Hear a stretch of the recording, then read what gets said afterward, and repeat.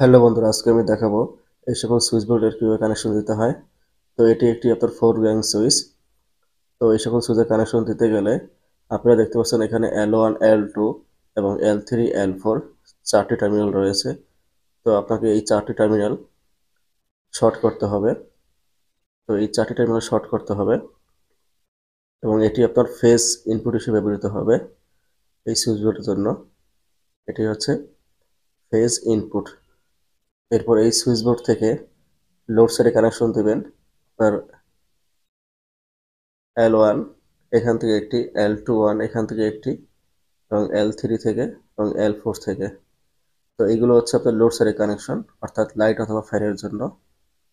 এই চারটি টার্মিনাল থেকে চারটি লাইন বের হবে আর কি, এবং এখানে আপনার ফেজ লাইন হিসেবে কানেকশন হবে। তো বন্ধুরা, এই ছিল আজকের মতো। ভিডিওটি ভালো লাগলে অবশ্যই লাইক দেবেন এবং কমেন্ট করে জানাবেন আপনার মতামত, এবং ভিডিওটি বেশি বেশি করে শেয়ার করবেন। ধন্যবাদ।